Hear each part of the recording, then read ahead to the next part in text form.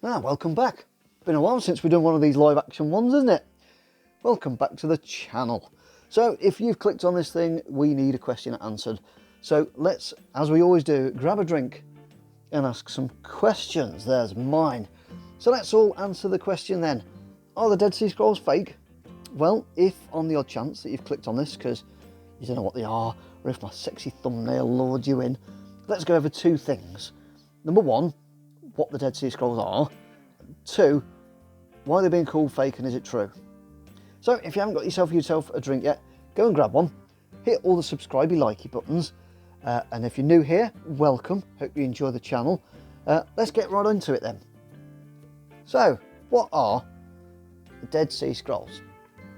Well, to do that, we've got to go way back to 1946 to Israel, to an area called Qumran. And this area is, shock horror, near the Dead Sea. Now back then, a couple of shepherds were doing their thing and they wandered into a cave, and in that cave they found a load of jars, and in those jars they found scrolls, really old, important looking scrolls. So they decided, yeah, we'll take them home. So they did. After a while they decided to try and sell them, but when they tried to sell them they were told, no, we're not having them. They've obviously been nicked from a synagogue. But eventually they did find a seller in the form of an antiques dealer. Now, fast forward to 1947, and the scrolls caught the attention of Dr. John C. Trevor, and he come along and did a bit of studying on them. And he realised that these things were very, very similar to some other documents that he'd been looking at, called the Nash Papyrus. Lo and behold, the two documents, when you compared them, were very, very similar. So over the next decade, many more excavations went back, many more jars were found, and many more scrolls were found. And the end result was over 1,000 fragments of Jewish literature, all dated from around the 1st century, and we came to know them as the Dead Sea Scrolls. This, of course, caused a massive stir in this field of study, because up until that point, the previous oldest documents that we'd got were from the 10th century CE. So these ones were like from the 1st century and predated them by 900 years. It was crazy. So really interesting stuff and kind of a big deal.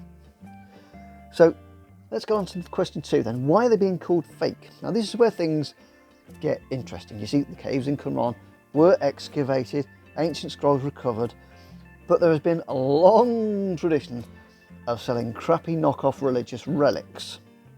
So we're talking stuff like, Cross of Christ, or, robes that Peter wore when he baptised Cornelius, feathers from Martin Luther's hat, John Wesley's pen. You get the idea. It's very similar to the current trend of YouTubers selling stuff like bathwater. Very similar to the guy in the market selling you a Nike shoes or Opel e-watches. The more things change, the more they stay the same, I guess. Anyway, like a lot of knockoffs that you see down the market, some of them are really good, really, really good, and they slip below the radar. And that is where the story begins. So, in 2002, the Museum of the Bible in Washington, DC, obtained a load of fragments, supposedly from the Dead Sea Scrolls. When it opened its doors in 2017, there was quite a bit of doubt being cast over these fragments that were being displayed as pride of place. So they decided, you know what, let's end this. We'll send some of them off to Germany for some independent testing. However, when the tests came back, it was found that all 5 bits that they'd sent were fake. And with later testing, sending all of them back, all of them were discovered to be fake.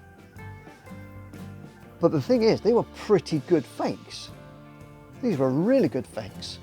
We're talking fakes that would fool a scholar. They were even made from some of the same material that the Dead Sea Scrolls themselves were made of, in an effort to try and dupe the museum. So what about the originals then? Well, they aren't in a museum in Washington, DC.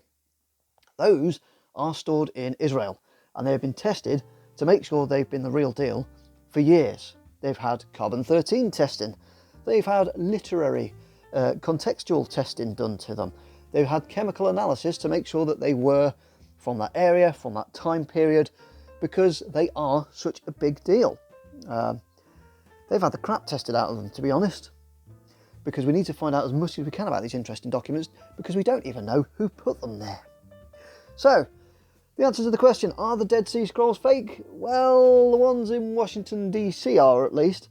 The bigger question is this: who the heck made all these pretty good forgeries? I mean, after all, they're even using materials that the original ones were found having used. So there we've got it. Dead Sea Scrolls, not fakes. It was, unfortunately, a very embarrassing thing for a Bible museum whose fragments of Bible weren't really fragments of the Bible. Awkward. So there we have it. Yeah, in this crazy world, it's easy to spot all the clickbaity headlines and stuff, and sometimes bits of misinformation can float around. But that's why us edutubers do what we do.